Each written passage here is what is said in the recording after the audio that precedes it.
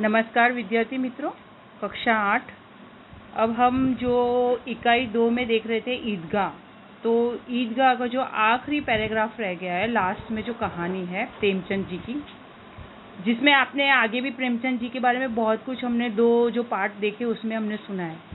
अब ये आखिरी जो है ईदगाह के अंदर जो कहानी के अंदर जो है, जिसमें हम देखेंगे कि यहाँ बूढ़ी अमीना के बारे में क्या बताया गया। हामिद और अमीना ईद में गए, ईदगाह में गए, ईद का दिन था, नमाज पढ़ी, मेले में गए, चरखी में बैठे, खिलौने खरीदे, मिठाइयाँ खाई, लोहे वाले की दुकान पे गए, वहाँ पर हमने चिमटा खरीदा। हामिद की अपने मित्रों के साथ सारी बात हुई, अपने खिलौनों को सब सारे मित्र की खिलौने जो थे उसके दोस्तों के साथ उसने एक दूसरे ने देखा, उसके चिमटे को भी सबने हाथ में लिया।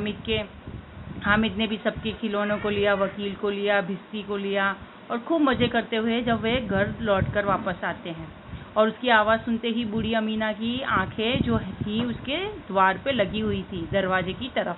और वो क्या देखती है अमीना, जैसे ही हामिद को देखती है तो वह खुशी के मारे भागती हुई उसको जाकर अपने गोद में उठा लेती है और उसका माथा चूमती है और खूब उसे प्यार करती है।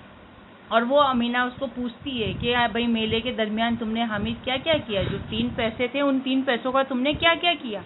लेकिन हामिद सिर्फ स्नेह भरी आंखों से अमीना की ओर देखता रहता है और हामिद के हाथ में जो था चिमटा वह उसने अपने पीछे छुपा देता है। अमीना अपनी बातों से देखने के बाद उसे अपने गोद से नीचे उतारती है और उसके हाथ में देखती है क्या है। जैसे ही उसके हाथों में पीछे से हाथ आगे करवाती है तो देखती है उसमें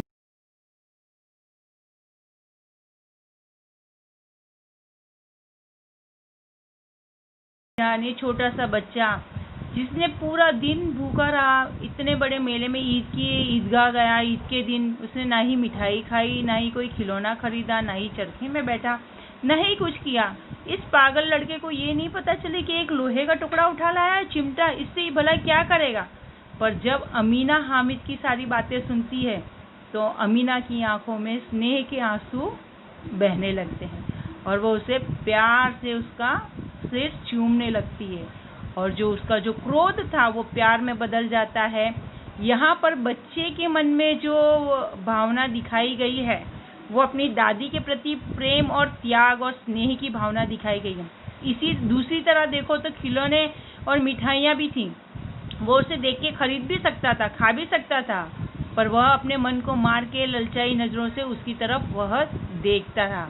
लेकिन यहाँ पर क्या हुआ कि हामिद ने उन सब चीज़ों को छोड़कर अपनी दादी अमीना के बारे में सोचा और अमीना के बारे में सोचते ही कि जैसे वो तवे पे रोटियां सेकती और उसकी उंगलियां जल जाती, ये सारी बातें अमीना ने जब अमीना के मन में याद आती है कि वो बोलता है कि दादी जब भी अम्मा तुम रोटी तवे से उतारती और तुम्हारी उंगलियां जल जाती थी, ये सारी बातें सुनते ही उसके मन एकदम से अमीना का मन कैसा गदगदित हो गया, मतलब भाव हो गया। वह रोने लगी अमीना और दामन फैलाकर हामिद के लिए वो दुआएं करने लगी और उसकी आंखों से आंसू की बड़ी बड़ी बूंदें जमीन पर गिरने लगी। यहाँ पर हामिद जो एक छोटा सा जो बच्चा है जो 4-5 साल का, यहाँ पर उसके अंदर कितना प्रेम भाव और अपनी दादी के प्रति जो उसके अंदर प्रेम भाव की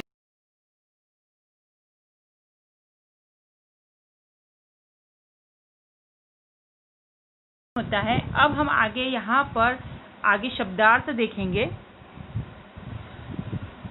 तो आपको साथ में बच्चों हिंदी की नोटबुक भी बनानी है। उस नोटबुक के अंदर आपको यह शब्दार्थ भी क्रम से ही लिखना है। जैसे कि पहले हमने कविता करवाई थी तेरी ये ज़मीं, अब दूसरा ये हमारा जो पाठ है ईदगाह, इसके हम शब्दार्थ लिखेंगे। तो पहला शब्द है ईदगाह, जिसका अर्थ है ईद की नमाज पढ़ने की जगह।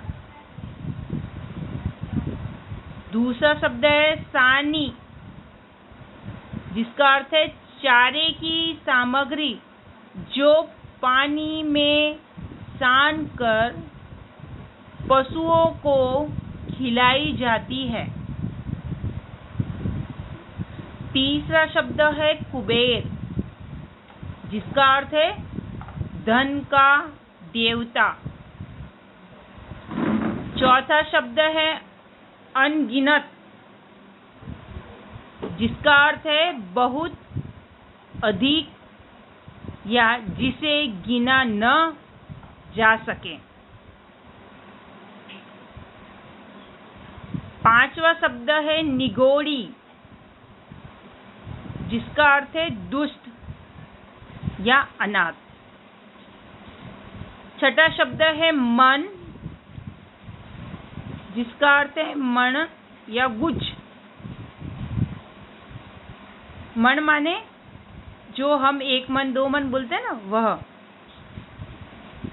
इसके आगे का शब्द है विषाद, जिसका अर्थ है औकात या मूल्य।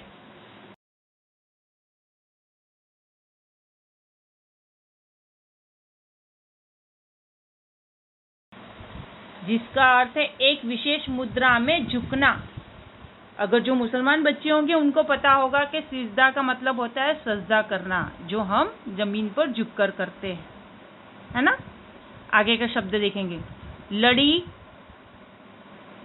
जिसका अर्थ है माला, क्रम। एक माला होती है ना जिसमें लड़ी होती है, जिसको क्रम बाय क्रम हम बोलते हैं ना, 1 2 3 जैसे नंबर में, जिसे हम हिंदी में उसे लड़ी कहते हैं और उसका अर्थ है माला या क्रम। आगे का शब्द है धावा, मतलब इसका अर्थ है आक्रमण या हमला। आगे का शब्द है कोश, जिसका अर्थ है खजाना। इसके आगे का शब्द है पृथक, जिसका अर्थ है अलग।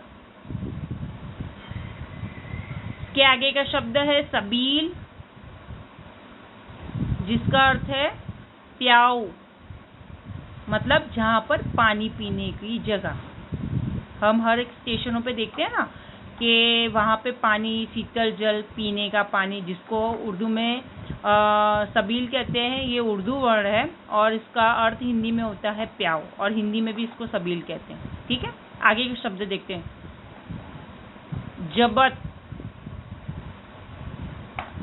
जिसका अर्थ है धीरज या धैर्य।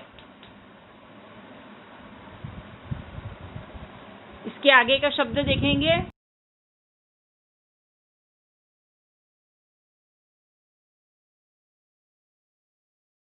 में घर घर जाकर पानी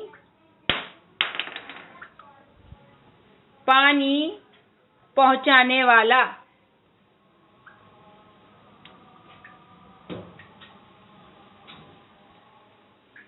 अगला शब्द है मशक, जिसका अर्थ है चमड़े से बनी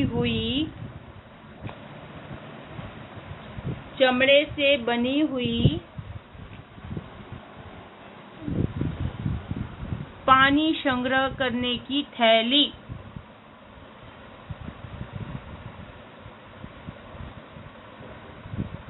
इसके बाद हम देखेंगे मुहावरे। पहला मुहावरा है दिल कचोटना। इसका अर्थ होगा कुछ ना पाने पर दुख होना। कुछ ना पाने पर दुख होना। दूसरा मुहावरा देखेंगे बेड़ा पार लगाना।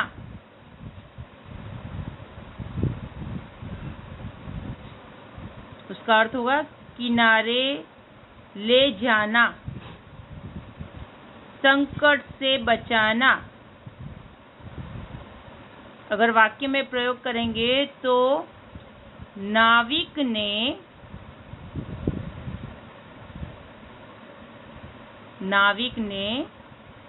नदी के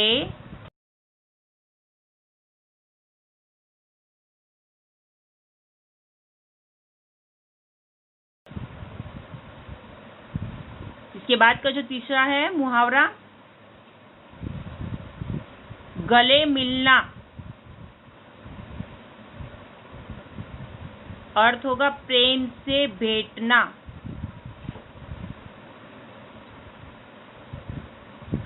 वाक्य में प्रयोग करेंगे, रमेश परीक्षा में प्रथम आने से अपने मित्र सुरेश को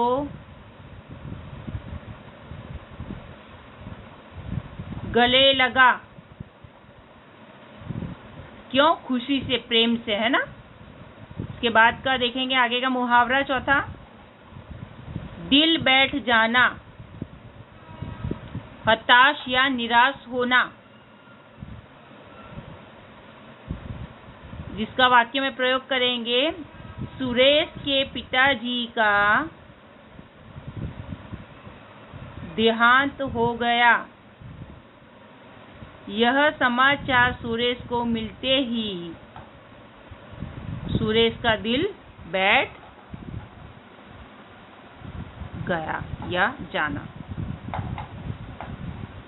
पांचवा, बाल बांका न होना, जिसका अर्थ है जरा भी नुकसान न होना।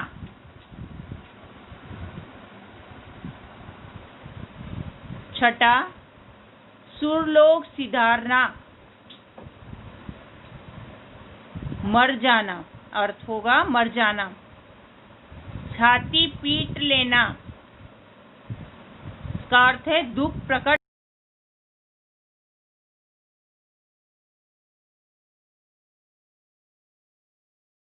नंबर 1, प्रश्नों के उत्तर दीजिए, जिसमें पहला है, हामिद ने चिमटा ही क्यों खरीदा? हामिद ने चिमटा ही क्यों खरीदा? उत्तर आएगा, हामिद को लोहे की दुकान पर चिमटा देखकर ख्याल आया कि दादी के पास चिमटा नहीं है। तवे से रोटियां उतारते समय उसकी उंगलियां जल जाती हैं। चिमटा ले जाने पर वे जरूर प्रसन्न होंगी, जरूर प्रसन्न होंगी। चिमटा होने पर उसकी उंगलियां नहीं जलेंगी और घर में एक काम की चीज भी हो जाएगी। खिलौनों और मिठाइयाँ खरीदने में तो पैसों की बर्बादी ही है। ऐसा सोचकर हामिद ने और कोई चीज न खरीदकर चिमटा ही खरीदा। प्रश्न नंबर 2, चिमटा खरीदने के लिए हामिद कौन से कारण बताता है? या अथवा प्रश्न हम उसको दूसरी तरीके से भी पूछ सकते हैं, जैसे कि यहाँ पर नीचे दिया हुआ है, हामिद ने चिमटे की सर्वोपरिता कैसे सिद्ध की? हामिद ने बड़े गर्व के साथ अपने साथियों को बताया कि चिमटा सबसे बड़ा खिलौना है, इसे कंधे पर रखें तो यह बंदूक हो जाएगा। हाथ में लेने पर फकीरों का चिमटा हो जाएगा। चिमटे से मंजीरे का काम भी लिया जा सकता है यदि वह एक चिमटा जमा दे तो सभी के खिलौनों की जान निकल जाए। उसका चिमटा तो बहादुर शेर है। वह आग पानी में, आंधी तूफान में बराबर डटा रहेगा। इस प्रकार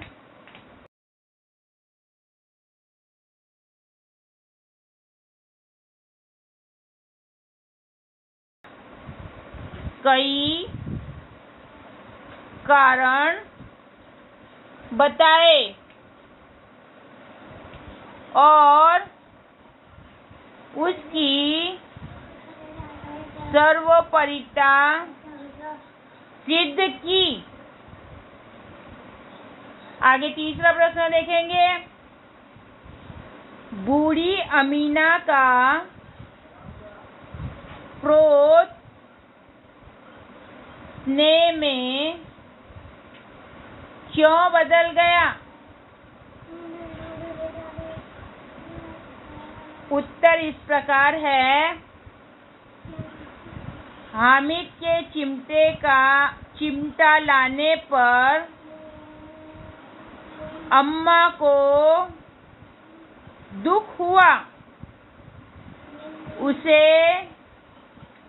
हामिद की नासमझी पर क्रोध भी आया।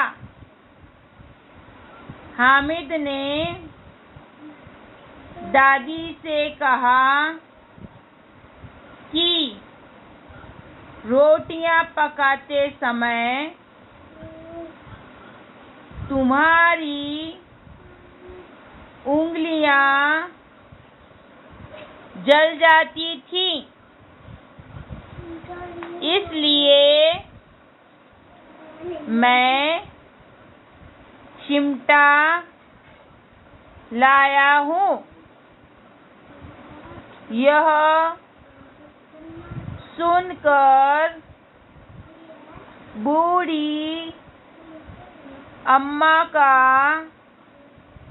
क्रोध स्नेह में बदल गया।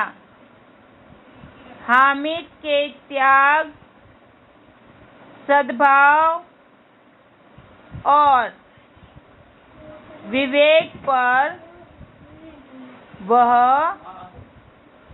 न्योछावर हो गई। प्रश्न नंबर 4। अब आप चिमटे के प्रयोग की तरह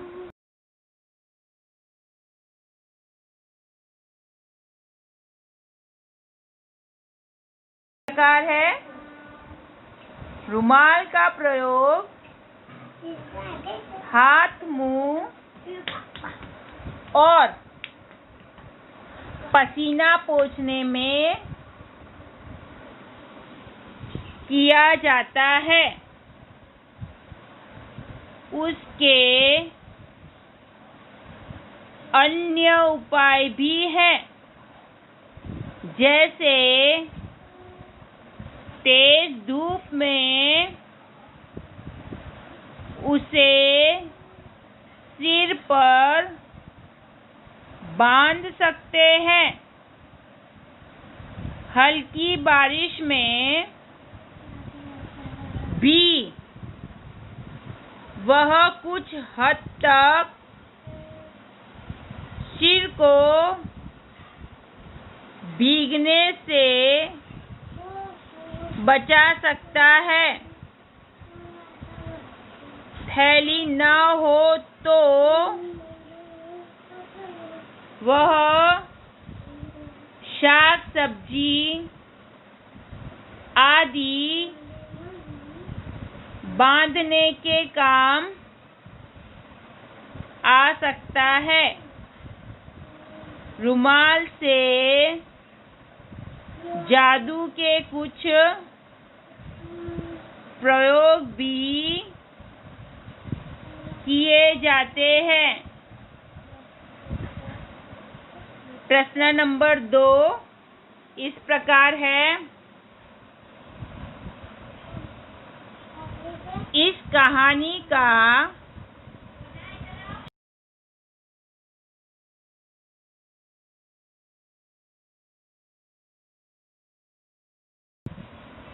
प्रश्नार्थ चिन्ह। अब यहाँ पे दूसरा प्रश्न भी शुरू होता है। आप इसके अलावा कौन सा शीर्षक देना चाहेंगे? क्यों? उत्तर इस प्रकार है। ईद की नमाज पढ़ने के लिए गांव के लोग ईदगाह जाने की तैयारी करते हैं। ईदगाह जाने का सबसे अधिक उत्साह लड़कों में है। हामिद इन्हीं में से एक है। ईदगाह में नमाजियों का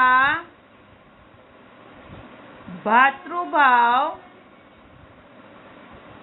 देखते ही बनता है। नमाज के बाद लड़के ईदगाह के मेले में जाते हैं। मेले में बालकों की विविध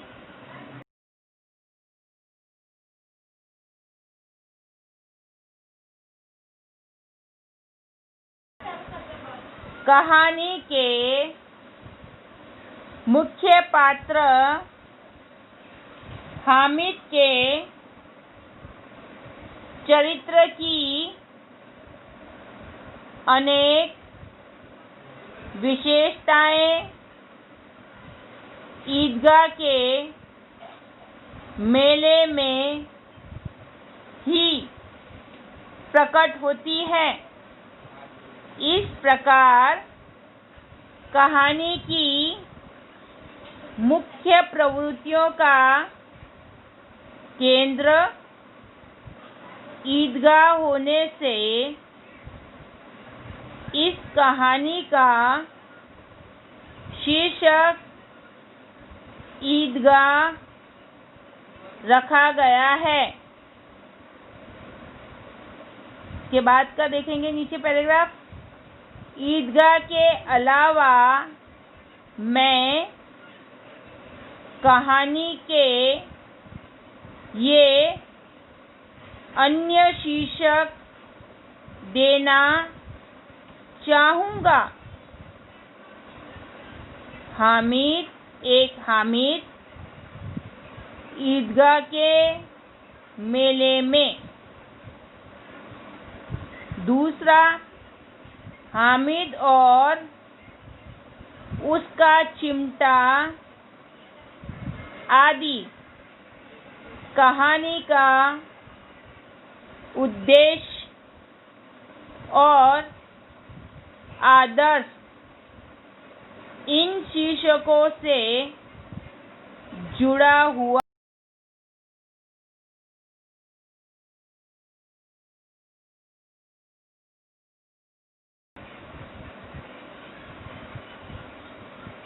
यहाँ पर